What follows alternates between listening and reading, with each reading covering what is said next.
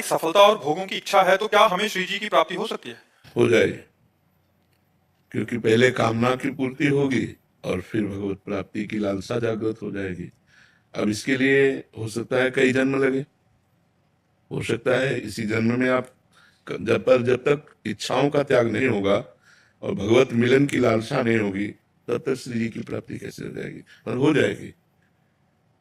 अगर आप भजन करोगे, नाम जप करोगे, वाणी जी का पाठ करोगे, सत्संग सुनोगे और भगवान से याचना करोगे कि हमारी इस भोग इच्छा को पूर्ण कर दो, तो भगवान भोग इच्छा को नष्ट भी कर सकते हैं और पूर्ण भी कर सकते हैं। अगर पूर्ण कर दिया और आपको उन भोग इच्छा से घृणा हो गई तो बहुत जल्दी भगवत प्राप्ति की लालसा जागृत हो जाएगी। अगर भोग भोगने में मन राजी हो गया तो फिर जन्म ज्यादा लग सकते हैं, पर भगवत प्राप्ति दुर्लभ नहीं है। दुर्लभ है संसार सागर से हमारा मन ऊब जाना, भगवान की लालसा जागृत हो जाना, संसार झूठा लगने लगना। यहाँ कहीं प्रेम है, यहाँ कहीं सुख है? मुझे तो ऐसा नहीं लगता। यहाँ कहाँ सुख है? स्वार्थ का केवल खेल चल रहा है, स्वार्थ का, स्वार्थ के सिवा नहीं। प्रेम तो यहाँ है ही नहीं। तो यहाँ जो हम भोग चाहते हैं वो क्या हो सकते हैं? अच्छा मकान बन जाए, हमें पति अच्छा मिल जाए या पत्नी अच्छी मिल जाए, धन वैभव हो, गाड़ी हो, यही होगी। इससे अलग तो हो नहीं सकती। क्यों? और ये सब छूट जाने वाली है। अगर अभी आपका शरीर छूट जाता है तो सब छूट गया, फिर हमारा मांगना किस काम में रहा? हमें मांगना भी नहीं आता, मांगते हैं तो नाशवान वस्तुएं मांगते हैं। और यदि हम कहीं श्री जी की मांग कर ले तो ये सब अपने आप मिल जाएगा और श्री जी मिल जाएंगी। अगर हम श्री जी की चाहत करें, जैसे पारसमणि है, उसको स्पर्श करा दो लोहे में तो सोना बना देती है। अब एक तरफ 5 किलो सोना रखा हो और एक तरफ छोटी सी पारसमणि रखी हो और आपसे कहा जाए आप क्या लोगे, तो आप क्या लोगे? पारसमणि। 5 किलो सोना नहीं लेंगे, क्योंकि आपको पता है कि 5 किलो क्या, मैं 50 किलो, 500 किलो, 5000 किलो बना सकता हूं, क्योंकि ये पारसमणि है। ऐसे ही संसार के भोग हैं क्षुद्र, थोड़े से अल्प सुख देने वाले, और सुख समुद्र है भगवान। एक तरफ भगवान है और एक तरफ भोग सामग्री है। तो हमें किसको चयन करना चाहिए? भगवान को। भगवान के मिल जाने पर सब कुछ मिल जाएगा। जैसे हम भगवान से कुछ मांगते नहीं है कभी भी। तुम्हारी घर जो महलों में राखो, चाहे झोपड़ी में बास दो, तो वो इतने बड़े हैं, इतने महान हैं, इतने सुख दाता हैं कि देखो उनका वैभव, देखो उनका सुख दान देखो। अन मांगे आगे आवे गो, जीव पल लागे पल को। बिना मांगे वो दे रहे हैं जो मांगने से नहीं मिलेगा। अगर हम भगवान से प्यार करें और भगवान का नाम जप करें और कुछ ना मांगे तो वो इतना दे देंगे कि हम डूब जाएंगे, हम आनंद में डूब जाएंगे। जैसे एक गरीब आदमी को कहो, बोलो आप क्या चाहोगे? गरीब आदमी जितना तुम जो मांगोगे दे देंगे। तो उसकी जो बौद्धिक धरा है वो बस इतना ही सोच पाएगी कि अगर 1 साल का जानवरों का चारा मिल जाए और 1 साल का मुझे भोजन मिल जाए, वो इतनी सोच रखता है। इसके आगे की वो नहीं कह पाएगा, क्योंकि उसकी सोच इतनी है। ऐसे ही भगवान के सामने अगर हम मांग करते हैं तो क्या मांग सकते हैं? एक बढ़िया मकान दे दो, थोड़ा सा ये दे दो, थोड़ा सा ये दे दो। तो वो ऐसा हुआ जैसे चक्रवर्ती सम्राट के कहने पर हम उससे मांगा भैंस के लिए भूसा, अपने लिए अन्न और 1-2 लाख रुपया। अरे वो नगर का नगर दे सकता था, वो पूरी जिंदगी का निर्वाह कर सकता था। तो हमें मांगना भी नहीं आता। तो हमें चाहिए कि हम श्री जी का भजन करें, श्री जी का नाम जप करें और श्री जी इसके ऊपर छोड़ दें कि आपको जैसे चलाना हो चलो, मैं वैसी में राजी रहूंगी जिसमें आप राजी हैं। जो ही प्यारो करे सोई मुहि भावे। आप जैसे चलाओगे मैं फिर तो माला माल कर देंगे। अब उस सम्राट से जैसे मान लो गरीब आदमी कह दे सरकार हम क्या मांगे, आप जो दे दोगे। अब उसकी जो सोच है वो लाख दे ही नहीं सकता, वो अपनी सोच से देगा। जैसे एक गरीब आदमी किसी अपने रिश्तेदार को कितना रुपया दे देगा? 10 रुपया, 100 रुपया, 50 रुपया, 1000 रुपया, इसके आगे वो नहीं बढ़ सकता। लेकिन एक उदार आदमी और एक जिसके पास अपार धन हो, वो जब देना है वो करोड़ों सोचेगा, वो नीचे उतरेगा नहीं, क्योंकि उसकी स्थिति ऐसी है। वो अपनी स्थिति से नीचे उतर के दे ही नहीं सकता, वो अपनी स्थिति से देगा। तो भगवान की स्थिति से हमें जब मिलेगा तब हम निहाल हो जाएंगे।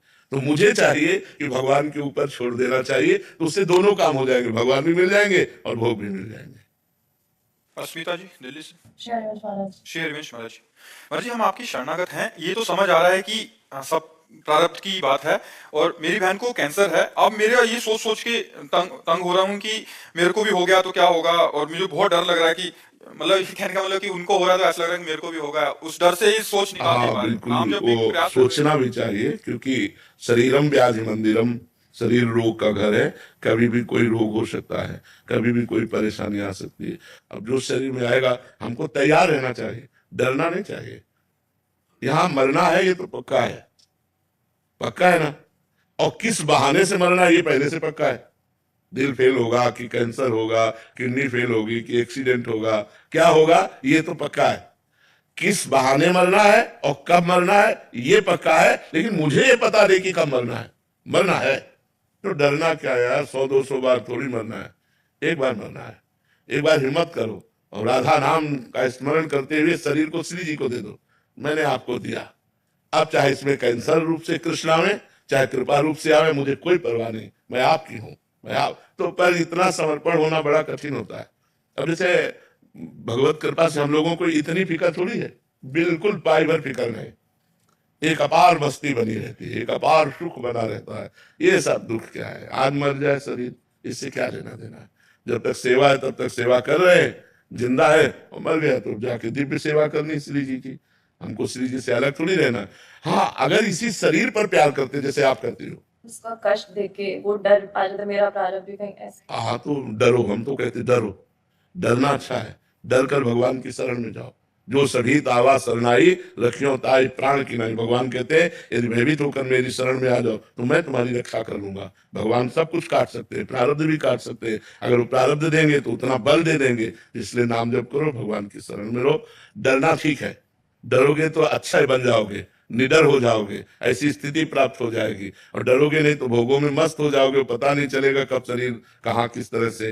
अरे ऐसे ऐसे रोग हो रहे हैं। अब कैंसर तो ऐसे हो रहा है जैसे जुकाम बुखार, जैसे जुकाम बुखार ऐसे लोगों को प्राय कैंसर हो रहे हैं। जवान जवान लोगों को कैंसर हो रहे हैं, माता बहनों को कैंसर हो रहे हैं। ये बड़ा भयानक और बड़ा कष्टप्रद रोग है, बड़ा कष्टप्रद रोग है। ये कोई मतलब पूर्व प्रारब्ध होते हैं तभी। अब कलयुग में तो ये सब बाहुल्यता ही रहेगी। इसलिए खूब नाम जप करो और भगवान के आश्रित रहो। अर्जुन पांडे जी उज्जैन से। राधे राधे महाराज। महाराज जी, आध्यात्मिक प्रेम और व्यक्तिगत प्रेम में क्या अंतर है। व्यक्तिगत प्रेम स्वार्थ को लेकर होता है, देह को लेकर होता है। और आध्यात्मिक जो प्रेम होता है वो आत्मा को लेकर होता है, भगवान को लेकर होता है। स्वार्थ और परमार्थ में बड़ा अंतर है। स्वार्थ विनाशी है, जहां प्रेम हो ही नहीं सकता है। यहाँ संसार में कोई प्रेम थोड़ी करता है, राग करता है, मोह करता है, आसक्ति करता है। कामाशक्ति, मोहाशक्ति, रागाशक्ति, प्रेम नहीं होता। पर जब कहते हैं तो हम उसको इस भाषा में कहते हैं कि जो सांसारिक प्रेम है वो देह को लेकर होता है, स्वार्थ को लेकर होता है, वस्तु व्यक्ति स्थान इसको लेकर होता है।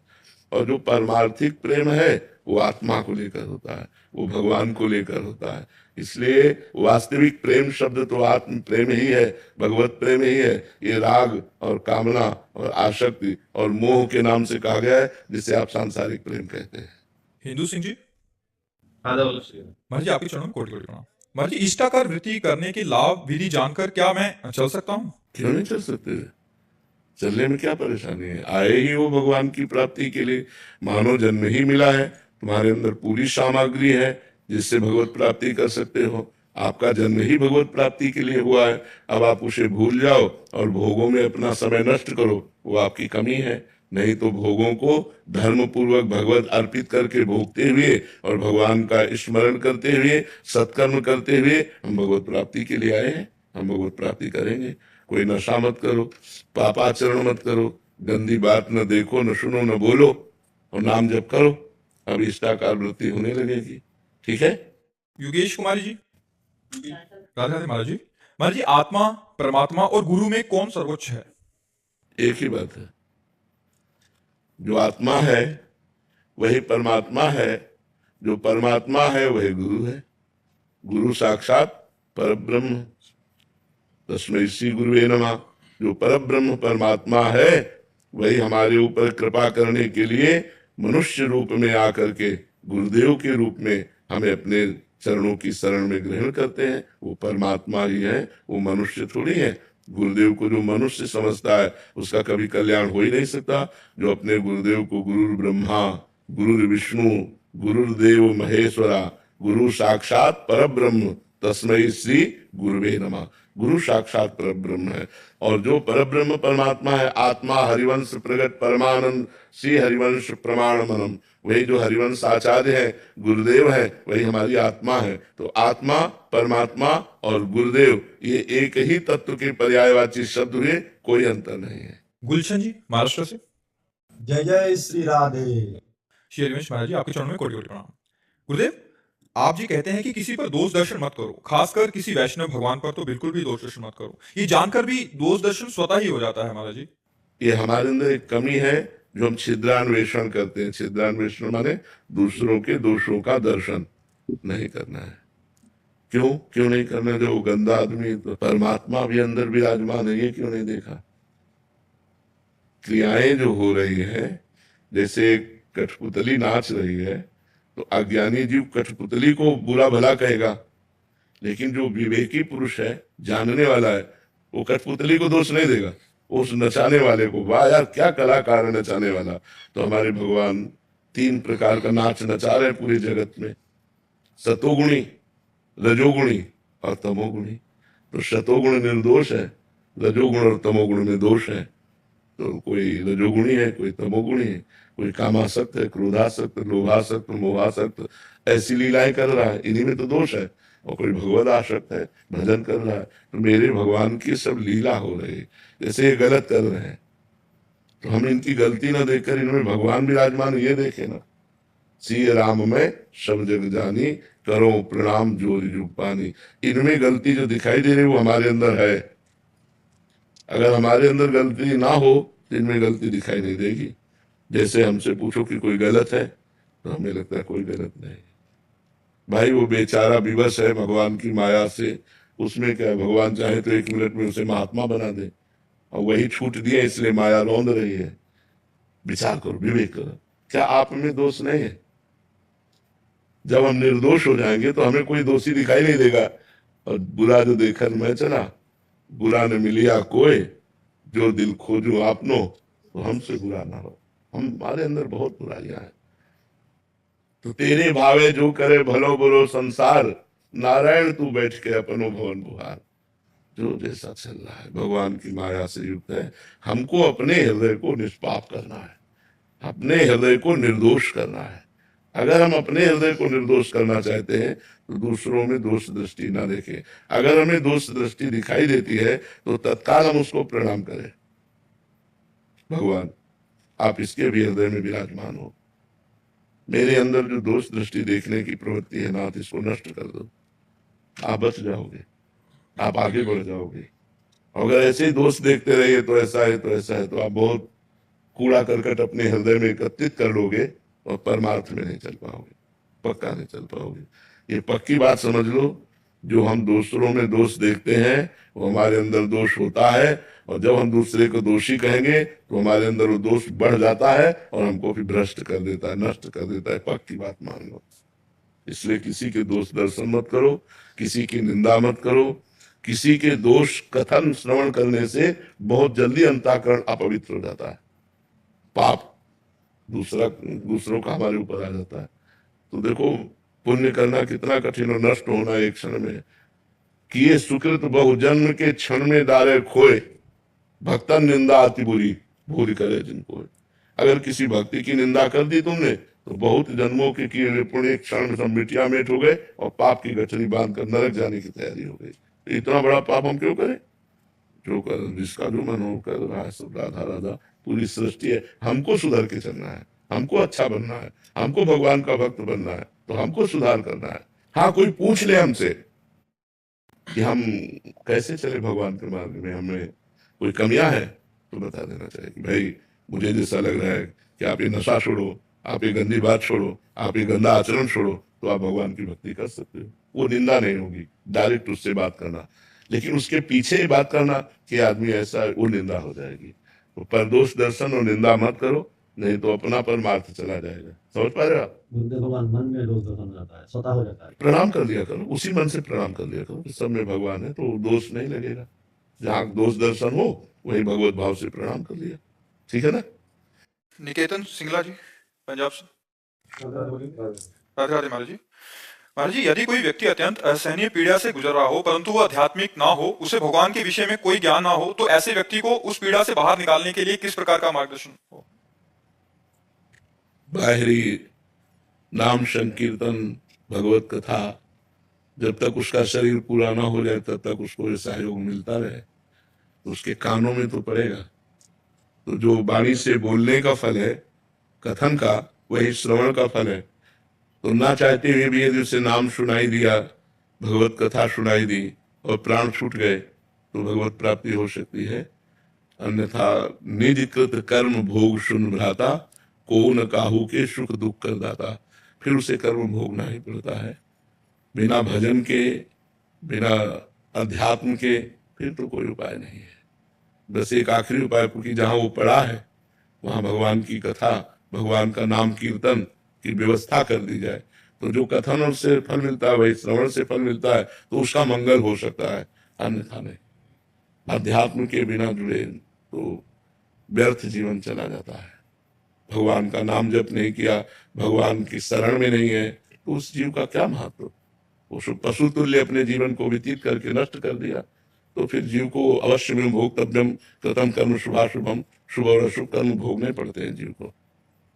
एक ही उपाय है कि मरणासन स्थिति में यदि ऐसा कोई व्यक्ति पड़ा हो तो उसके पास नाम कीर्तन की व्यवस्था कर दे, भगवान की कथा कीर्तन, श्रीमद् भागवत का पाठ, भगवत गीता जी का पाठ, ऐसे महान जो धर्ममय ग्रंथ है, इनके पाठ के श्रवण से उसका कल्याण हो सकता है, अन्यथा और कोई उपाय नहीं। जी राम नरेश जी, धौलपुर से। शेरवंश महाराज जी। महाराज जी, हमने अपनी तरफ से बहुत प्रयास कर लिया, सब तरह से हार गए। मेरा मन मोबाइल में सत्संग का बहाना लेकर प्रपंच देखने लग जाता है और घंटों खराब कर देता हूँ। उसे ऐसा नहीं है, यदि नियम रखोगे तो, नियम रख लोगे तो ऐसा नहीं होता है। अब हमने जिंदगी में मोबाइल नहीं रखा, हमें आवश्यकता ही नहीं। तो जैसे मोबाइल रखते हो, आप इतना अपने पे कंट्रोल रखो कि मुझे एकांतिक देखना है, मुझे सत्संग सुनना है, मुझे अपनी बात देखनी, इसके बाद बंद कर देना है। अब ये थोड़ी कि उसमें कह दो, ऐसे नहीं। अंगुली बढ़ाते मत चले जाओ, अब वही चैप्टर खोलो, इतना पढ़े लिखे हो, बस उतना ही देखो, उसके बाद स्विच ऑफ कर दो, रख दो, आप उसको मत देखो, नहीं तो घंटों समय व्यर्थ कर देगा। महाराज जी, आप तो बचपन से ही वैराग्य मार्ग पे रहे हैं, तो आपने तो कभी चलाया नहीं है। तो महाराज जी, जो इनको आनंद आ रहा है तो वो तो फिर यही ले रहे हैं महाराज जी। फिर हाँ भाई, घंटों निकल जाते हैं महाराज जी, पता ही नहीं चलता, जैसे एक समाधि में हो। अच्छा, जी महाराज जी, ऐसे लिखा है उसमें। हाँ, नहीं रोको, गलत समय को रोको। महाराज जी, जैसे हम तो गृहस्थी में, आप ऐसे बहुत से काम होते हैं, जैसे यहाँ आना है तो टिकट मोबाइल से बुक करनी है, सब्जी लेने जानी है तो मोबाइल से। हाँ, तो उसमें थोड़ी आपको परेशानी पड़ी, परेशानी तो आपको रील देखने में पड़ रही थी। ऐसे फिर ऐसे मन ऐसे नहीं, मतलब ऐसे आपने बताया था, मन सत से सत में फंसाता है, तो पहले से सत्संग का थोड़ा सत्संग देख लो, महाराज जी का आया है ठीक है, फिर देख लिया, फिर उसके नीचे तो पूरा प्रपंच ही प्रपंच, जैसे एक वीडियो देखी उसके नीचे लाइन लग जाती है। हाँ हाँ, लाइन तो बनी हुई है, तो उस लाइन पे ना चल के एक काउंटर रखो, तुरंत राधा राधा लाइन मिलाओ, मोड़ लो, राधा राधा राधा राधा। फिर ऐसे दिमाग खराब हो जाता है, 2 दिन स्विच ऑफ कर देते हैं, फिर थोड़ा सा बहाना बनाएगा, दूसरा मोबाइल ले लिया कि इसमें सत्संग सुनूंगा, इसको बंद कर दूंगा, फिर थोड़ी सी नहीं, हिम्मत रखो, थोड़ा संयम में लाओ, ऐसा सब ठीक हो जाएगा। संयम में लाओ और नाम जप करो, सब ठीक हो जाएगा। राजा महाराज जी, यदि किसी व्यक्ति को अपनी कमजोरियां मालूम हो लेकिन वो उन्हें छोड़ नहीं पा रहा हो और कई बार परिस्थितियां ऐसी बन गई हो कि वो सही मार्ग पर टिक ही ना पा रहा हो, तो क्या करें महाराज जी? भगवान से प्रार्थना करो और नाम जप करो। आगे चलकर ऐसी बुरी स्थिति दे दी जाएगी कि होश ठिकाने हो जाएंगे आपके। अभी समय ठीक है, पुण्य चल रहा है, तो मनमानी आचरण करने के लिए मन विवश कर देता है, लेकिन जब कर्म फल आता है ना, तो सिर्फ त्राहिमाम निकलता है और भोगना पड़ता है ना। अगर पाप कर्म बन जाता है तो उसका प्रायश्चित कर लो, कहीं वो पाप कर्म संचित में जमा ना हो जाए, कहीं संचित से प्रारब्ध न बन जाए। अगर प्रारब्ध बन गया तो फिर काटना मुश्किल, फिर भोगना ही पड़ेगा। जैसे प्रारब्ध बन गया तो माँ के गर्भ से ही इस रोग का सृजन हो गया, पॉलिसिस्ट किडनी, ये वंशानुगत किडनी रोग होता है। माता पिता में जो रोग होता है वो पुत्र में भी आ जाता है। तो 30-35 की अवस्था में प्रकाशित हो गया और तब से लेकर अभी तक ये तो भगवान की शरण में है, इसलिए चल रहा है। तो हमें लगता है मनमानी मत करो, डरो, पाप कर्म से डरो, मन को डराओ कि अगर ऐसा पाप कर्म करोगे, कैंसर हो गया तो, किडनी फेल हो गई तो, नाना प्रकार के रोग हैं, कोई रोग हो गया तो डराओ मन को, गलती मत करो, नहीं वो गलती जब दंड रूप बन करके आएगी तब नहीं मिटा सकते, फिर भोगना पड़ेगा, अवश्य अवश्य भोगना पड़ेगा। इसलिए हमें लगता है अभी मनमानी मत करो। तो ये काम एस जो काम है यही हमसे ऐसा करवाता है। काम एश क्रोध एश रजोगुण समुद्भवा, ये रजोगुण से उत्पन्न हुआ काम क्रोध आदि ही हमसे ऐसे पाप कर्म कराते। हमको बचना चाहिए इन कर्मों से। ये बहुत भयानक कर्म, जब अपना दंड देते हैं ना तो भयानक फल देते हैं। मतलब 100 रुपया जैसे ब्याज का ले लेना, और जमींदार लोग नहीं, ब्याज के ऊपर ब्याज, ब्याज के ऊपर ब्याज, और जब जमा करने जाओ तो बता चला 10,000 रुपया, और अगर फिर चूक गए तो 20,000 रुपया, फिर तुम्हारी खेती ले लेंगे। ऐसे ही कर्म है, छोटा सा कर्म पाप कर्म, वो ब्याज पर ब्याज, ब्याज पर वो भयानक रूप बन करके जब बम की तरह गिरता है तो धज्जियां उड़ जाती हैं, शरीर की धज्जियां। एक्सीडेंट हुआ, ये सब, या कार में आग लग गई, बैठे बैठे जल गए। क्या क्या दंड है, आप देखो ना संसार में क्या क्या दंड है। इसलिए हमें डरना चाहिए कि हमसे पाप कर्म न बने। भगवान का भजन करो, अपने मन को रोको, डराओ अपने मन को कि कोई पाप कर्म ना बने। महाराज जी अगर जाने अनजाने में हो गया हो तो प्रायश्चित कर लेना चाहिए उसका। जैसे भगवान का नाम जप है, श्रीमद् भागवत महापुराण का सप्ताहपारायण है, किसी तीर्थ में जाकर कोई मंत्रानुष्ठान है, और उस पाप के नष्ट करने के लिए मन में चिंतन करे, संकल्प करे कि वो जो हमसे पाप हो गया वो नष्ट हो जाएगा। इसी अभी नष्ट करने में वो, जैसे एक बबूल का पेड़ है, इतना बड़ा उठा तो आप ऐसे मसल सकते हो, लेकिन जब बड़ा पेड़ हो गया तो इतने इतने बड़े कांटे, फिर वो कुल्हाड़ से भी काटने में होश खराब हो जाते हैं। ऐसे पाप कर्म है ना, अभी उठा तो आप मंत्र जप, नाम जप, अनुष्ठान के द्वारा उसको नष्ट कर सकते हो। नष्ट हो गया, खत्म हो गया। गिरीश पाठक जी। राधे राधे श्री राधा जी महाराज जी। महाराज जी, मन के वशीभूत होकर मनुष्य बार बार गलती करके क्षमा मांगता है, भगवान क्या बार बार क्षमा करते हैं या इसकी कोई सीमा है? बहुत वात्सल्य समुद्र भगवान है। अगर वो क्षमा न करे तो हम लोगों की दुर्गति हो जाए, क्योंकि बिल्कुल सत्य बात है कि ना चाहते हुए भी मन हमको जबरदस्ती गलत करवा देता है। पर हम कोशिश करें, मन को वश में करना नामुमकिन नहीं है, उसको हम कोशिश करें धीरे धीरे धीरे धीरे। अगर हम हठ कर लें तो मन हमसे कुछ करवा नहीं सकता, पर वो हठ आध्यात्मिक होगी। सांसारिक कसम खा लोगे तो मन तोड़वा देगा। बहुत कोशिश करता हाँ बहुत, ये हम आपकी बात में बिल्कुल सहमत है। तो जब तक हमारे अंदर आध्यात्मिक ज्ञान नहीं होगा, नाम जप के द्वारा, शास्त्र स्वाध्याय के द्वारा, सत्संग के द्वारा हम अपनी बुद्धि में विवेक प्रकट करें। जब विवेक प्रकट हो जाएगा तो सही पूछो, कौन सी ऐसी वस्तु है जिसके लिए हम नियम तोड़ दें? सबसे बड़ा संसार का सुख काम सुख रखा गया है। जिन स्थानों को स्पर्श करके हम साबुन और रज से हाथ धोते हैं, उन स्थानों में हम अपनी पवित्रता और अपने नियम को तोड़ करके मन के अधीन हो जाते हैं। ये आप तो गृहस्थ में हो, हम भगवत मार्ग के पथिकों की भी बात करते हैं कि जो साधक सावधान नहीं रहते उनको ये मन घसीट करके इन्हीं गंदी बातों में डाल देता है। चलने वालों में हजारों में कोई एक दो निकल पाते हैं, नहीं तो मार के गिरा देता है मन। ये मन बहुत ही चंचल है और ये अधोगामी है। अधोगामी माने नीचे की तरफ जाने वाला। अगर इसको छोड़ दो तो ये गंदी बातों में ही जाएगा। 3 ऐसी बातें हैं जिनमें मनुष्य को महासुख की अनुभूति जैसा लगता है। यदि हमें सुंदर स्त्री मिल जाए, पुरुष के अंदर रहता है, या सुंदर पुरुष मिल जाए, स्त्री के अंदर रहता है, या जैसा भी भाव, हम सुखी हो जाए। यदि हमें मनोवांछित धन मिल जाए तो हम सुखी हो जाए, हमारा बड़ा नाम हो जाए, प्रतिष्ठा हो जाए तो हम सुखी हो जाए। 3 बातें रखी गई हैं पूरी माया को छान करके, कंचन, कामनी और कीर्ति। वित्तैषणा, पुत्रैषणा, लोकैषणा, कंचन, कामनी, कीर्ति, इसी का सारा विस्तार है सुखों का। अगर हम भगवान के चरणों में अपने चित्त को नहीं लगाएंगे, भगवान से चित्त लगाने के लिए गुरु के चरणों में चित्त लगाना, और गुरु के चरणों में चित्त लगाने का मतलब उनकी आज्ञा का पालन करना। संत और गुरु की आज्ञा का पालन करने से हमें आध्यात्मिक बल आता है, और उसी बल से हम अपनी इंद्रिय और मन को निग्रह कर सकते हैं, भोगों से हटा सकते हैं। अन्यथा कोई चांस नहीं है। आप कसम खा लो, चाहे गंगा की, चाहे राम की, चाहे हरि की, चाहे माँ की, किसी की भी कसम खा लो, ये सब तोड़वा देगा। जब ये अपने आप में आएगा ना, तो जैसे हाथी है ना, हर जंजीर को तोड़ देता है, ऐसे मन मत वाला गजराज है, ये तोड़ करके जबरदस्ती विषयों में गिरा ही देगा। यद्यपि आपकी इच्छा नहीं है कि मैं ऐसा गलत ना करूं, फिर भी आपसे गलत करवा देगा। इसलिए मामेवे प्रपद्यन्ते माया में ताम तरन्ति, श्री भगवान कहते हैं मेरी शरण में हो जाओ। मन मना भो मद भक्तो माद्याजी माम नमस्कुरु, मेरे को प्रणाम करो, मेरा नाम जप करो, मेरे में मन लगाओ, जीत जाओगे। भजन करना पड़ेगा। अच्छा, भजन करना साधारण काम नहीं है, बड़ा असाधारण काम है, क्योंकि विषयाकार मन भजन में लगेगा ही नहीं। तो हमें धीरे धीरे पहले नींव सुधारनी है। भोजन, भजन की नींव है भोजन।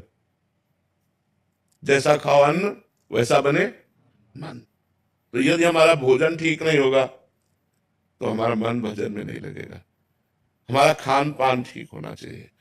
तो अगर हमारा पेय पदार्थ पवित्र है तो हमारी बुद्धि पवित्र रहेगी। अगर पेय पदार्थ अशुद्ध है तो हमारी बुद्धि को अशुद्ध कर देगा। ये थोड़ी देर के लिए आपको सुखद लगेंगी, लेकिन आपके स्वास्थ्य और आपकी बुद्धि की पवित्रता को नष्ट कर देंगी, क्योंकि पवित्र जल नहीं है। आप अपने घर में पवित्र जल में नींबू डाल करके, चीनी डाल करके, ठंडा करके पिए, ये सतोगुणी हो गया।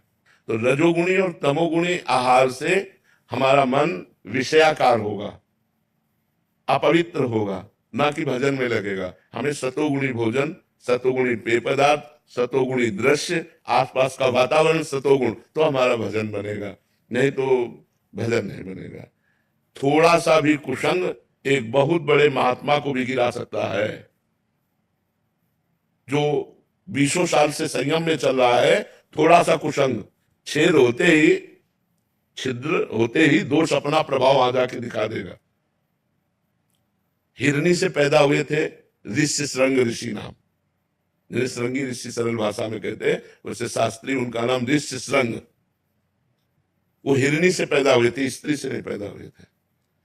विभांडक ऋषि के पुत्र थे। तो लोमपाद राजा के राज्य में अकाल पड़ गया, तो विद्वानों ने सलाह करके देखा कि अगर महाराज ऋषि श्रृंग सिंहासन पर विराजमान हो जाए तो अकाल तत्काल नष्ट हो जाएगा, वर्षा होगी, सब जीव बच जाएंगे। तो राजा ने कहा कि सिंहासन पर तो तभी बैठ सकते हैं पुत्र हो या दामाद हो। भाई पुत्र नहीं है तो पुत्री है, पुत्री का पति, तो पुत्री थी जो महाराज दशरथ जी की पुत्री थी, वही दोनों मित्र थे, तो उन्होंने उनको दे दिया था। महाराज ऋषि श्रृंग ने कभी स्त्री नहीं देखी थी। काम का प्रसंग की तो बात जाने दो, देखो संग का प्रभाव। बहुत सी वैश्याएं बुलाई गई और उनको काम दिया गया कि आप ऋषि श्रृंग को लुभाइए। तो सब वैश्याओं ने कहा महाराज आग की ज्वाला में गिरने की बात करते हो, वो महान तपस्वी, इनके पिता महान तपस्वी, हमसे जरा सी त्रुटि हो जाएगी 2 बूंद जल में भस्म कर देंगे, हमारी हिम्मत नहीं है। तो राजा ने कहा संपूर्ण प्रजा की रक्षा के लिए यदि अपने प्राण भी देने पड़े तो हितकर होता है। आप लोग जितना धन चाहेंगे हम देंगे, आप एक बार ऋषि श्रृंग ऋषि को लुभाइए। तो 1 योजन की नाव बनाई गई, 1 योजन 4 कोस, और उस नाव में कृत्रिम पर्णकुटी, कृत्रिम पौधे, ये सब ऐसे लगाए गए, और 9 युवतियां 16, 18, 20 की, 10, 15 ऐसे सब श्रृंगार करके अब वो नाव चली जल में, और जहां महाराज का आश्रम था वहां नाव किनारे लगी। उनमें से सबसे प्रवीण 9 युवती अंगूर का रस, ये सब विविध प्रकार के पदार्थ लेकर के पहुंची। और तब पहुंची जब बताया गुप्तचर ने कि विभांडक ऋषि कंदमूल फल लेने के लिए आश्रम से निकल चुके। जो ही वो गए तो उन्होंने देखा है तो कोई ऋषि दिव्य देश के पधारे। उन्होंने कभी स्त्री देखा ही नहीं था, वो तो बस ऋषि के सिवा किसी को जानते नहीं थे। तो मृगचर में बिछाया और कहा ये ऋषिवर बैठ जाइए। तो भला वो इतने महान तपस्वी ऋषि के दिए हुए आसन पर कैसे बैठ सकती? तो आसन को प्रणाम किया और कहा मैंने नियम लिया है कि मैं किसी के दिए हुए आसन पर नहीं बैठती, हम अपने आसन पर। वो अपना कोमल बिछा के बैठ गए।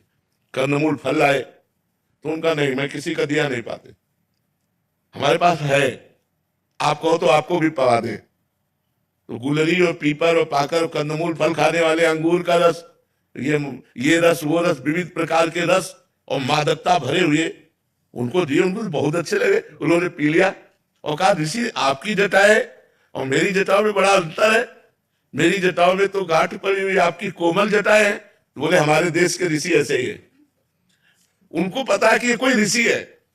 अब उनको मादक वस्तु पिलाई, अब वो भूमि पूरी घूमने लगी, बस ये खवा के पिला के और तुरंत वहां से के हमारे नियम का समय हो रहा है साधना का, मैं जा रही हूं, और वो चले। अब वो ऐसे बैठे, विभांडक ऋषि आए तो उन्होंने कहा बेटा तुम कैसे अस्वस्थ से बैठे हो, यज्ञशाला की अग्नि बुझने जा रही है, न तुमने हवन किया है न तुम तुम। बोले पिताश्री ये पृथ्वी घूमती नजर आती है, और रोने लगे। उन्होंने कहा अब मुझे आपके गले नहीं लग रहा, मुझे उस ऋषि के गले लग रहा है जो ऋषि आए थे। तो उनका कौन ऋषि यहां ऐसा आ सकता है? तो ध्यानस्थ हुए, ध्यान में दे। अरे उन्होंने कहा बेटा ये राक्षसी प्रवृत्तियों की ऐसी चाल होती है, तुम कभी अब ऐसे ऐसे ऋषि नहीं होते। कुछ नहीं समझ में आया केवल एक बार के मिलन में। अब हफ्ता 10 दिन में फिर कंदमूल फल लेके ले गए, सुचला दी के भांडक ऋषि गए, वही फिर आई सज धज कर वैसे ही। अब तो लिपट गए ऋषि संग और कहा ऋषि मुझे अपने आश्रम में ले चलो, मुझे नहीं रहना इस आश्रम में और नहीं रहना अपने पिता के साथ, मुझे अपने। तो बोले हमारे आश्रम में तो हमारे जैसे ही ऋषि होंगे। बोले बस आप जैसे ऋषियों के बीच में ही रहना है। महाभारत में पूरा भगवान श्री कृष्ण द्वैपायन व्यास देव जी ने लिखा है। अब वो ले गए तो नाव चार कोस की, एक युजन का मतलब 4 कोस की नाव थी, और उसी में पूरा पर्णकुटी और सब। महाराज जो मृगी से पैदा हुए थे वो शादी किए और महाराज सिंहासन पर विराजमान किए। तो हम लोग तो माता से पैदा है और हम लोग अन्न पा रहे हैं। यदि थोड़ा भी छूट मन को दे दी जाए तो ये मन नरकगामी बना देगा। बहुत चंचल मन है, इसको साधना के द्वारा और भजन के द्वारा और दूरी बना के अगर हमें सही ढंग से चलना है तो एक दूसरे की दूरी बनानी होगी। हमें पता है मैं यहां गिर जाऊंगा तो मुझे नहीं जाना चाहिए, मुझे दूरी बनानी चाहिए। तो ऐसे ही गृहस्थ धर्म में है कि अपनी पत्नी से केवल अपना भाव रखे, अन्य माताओं बहनों के प्रति पवित्र भाव रखे और एकांत में कभी उनसे ज्यादा देर ना मिले, नहीं तो मन हमारा बड़ा चंचल है, वो कभी खराब होकर के गलत आचरण कर ही सकता है। इसलिए साधना के द्वारा, इसे भजन के द्वारा रोका जा सकता है, दूसरा कोई उपाय नहीं। बड़े बड़े ऋषि मुनियों को ये भ्रष्ट कर देता है, मन बड़ा चंचल है। एक बार एक जंगल में ऋषि रहते थे, प्रभुदत्त ब्रह्मचारी जी की वाणी से कथा है। तो वो पपड़ी पाते थे, जो वृक्ष की छाल की सूखी हुई पपड़ी, क्योंकि उनको ये था कि अगर मैं अच्छा पदार्थ पाऊंगा तो काम पीड़ित करेगा और मैं काम विजयी बन के दिखाऊंगा। तो 12 वर्ष उन्होंने वृक्ष के सूखी छाल की पपड़ी पा करके और कठिन भजन किया। अब तो महातेजस्वी हो गए। एक दिन काम प्रकट हुआ और कहा क्या तुम समझते हो कि तुमने काम पर विजय प्राप्त कर ली? तो उनका एक काम क्या, हजारों काम पर विजय प्राप्त कर चुका हूं। तो बोले महाराज अब मैं अपने बाण संधान करता हूं और आप संभालो अपने को। तो उनका जाओ नहीं तो मैं भस्म कर दूंगा। बोले हाँ भस्म करने की सामर्थ्य है, लेकिन मैं जा रहा हूं और आज से हमारा बाण चालू आपके ऊपर, अब आप संभालना। इतना कह के चले गए। अब वो ऋषि ये समझ नहीं पाए कि काम कौन से बाणों का संधान करेगा। अब जहां जहां वो पपड़ी खाते थे, वृक्ष की पपड़ी, वहां वहां हलवा घी का। ऋषि ने जब देखा कि वृक्षों के जितने वृक्ष उस जंगल में सब में हलवा लगा हुआ, तो उनका मेरे तप से भयभीत होकर वृक्ष हमें लगता है कोई स्वादिष्ट पदार्थ देने लगे। अब वो खाने लगे। अब 10 वृक्ष से जब पाया तो आधा किलो हलवा तो गया ना, तो हड्डी के ऊपर मांस बढ़ना शुरू हुआ। महीना हुआ। एक दिन छम छम छम छम पायल करती हुई और एक कटोरा लिए हुए जे भी देखा ऋषि आ रहे तो ऐसे हलवा लगा के भाग, उनका ए खड़े हो जाओ, तुम कौन हो, क्या ये स्वादिष्ट पदार्थ तुम लगाती थी? तो उनका हाँ महाराज। तो भाग क्यों रहे हो? मैं आपके तप से भयभीत हूं। बोले नहीं नहीं नहीं, महीनों से इतना स्वादिष्ट पदार्थ पवा, क्योंकि पहले अन्न जाएगा तो बुद्धि बदलेगी ना। तुम इतना स्वादिष्ट पदार्थ पवा रहे, तुम भयभीत क्यों हो रही हो? तुम बोले महाराज वृक्ष में चुपचाप इसलिए लगा जाती थी कि आपकी सेवा बन जाए, मैं आपकी सेवा करना चाहती हूं। बोले लाओ कटोरा, वृक्ष में लगाने की जरूरत नहीं है, अब रोज कटोरा लेके तुम ले आ जाना, मैं इस कुटिया में रहता हूं। कटोरा लेके आने लगी। काम ने चैलेंज किया था, मैं अपना बाण संधान कर रहा हूं, तुम सावधान। फिर एक दिन पूछा तुम इस जंगल में क्यों रहती हो? तो उनका मेरी माँ तपस्विनी है तो मैं अपनी माँ के साथ रहती हूँ। तो आखिरकार तुम्हें ब्याह तो करना ही पड़ेगा। कहा ये तो माँ का विषय है, मेरा विषय तो है नहीं, ये तो माँ जाने। नहीं, अगर आप राजी हो ब्याह करने के लिए तो मैं कैसा रहूंगा आपके लिए? अरे महाराज हम तो आपकी सेवा में लगी है, हम तो आपकी सेवा में लगी है, आप आदेश कीजिए। तो बोले माँ से बात करके आप कल आना। बोले अवश्य। दूसरे दिन पधारी, महाराज मैं निराश हूं, ब्याह नहीं हो सकता। बोले क्यों, निराशा क्यों? बोले माँ ने एक शर्त रखी है कि अपना मुंह काला करके मुझे पीठ में बैठाल कर और अपनी कुटिया से और मेरी माँ की कुटिया तक आपको घुटनों के बल चलना पड़ेगा, और मैं आपकी पीठ पे, और ऐसा मैं आपसे करवाना नहीं चाहती। तो उनका अगर संध्या काल में ये काम हो जाए तो? बोले वो काल कोई भी हो, लेकिन आपको ये करना पड़ेगा अगर ब्याह करना है। महाराज राजी हो गए, मुंह काला किया, पीठ पे बैठाला, घुटने के बल चले, और जब वहां पहुंचे तो काम खड़ा था। उसने कहा ये मेरी रची हुई माया है, मैं हूं इसका स्वामी, बोल तेरी तपस्या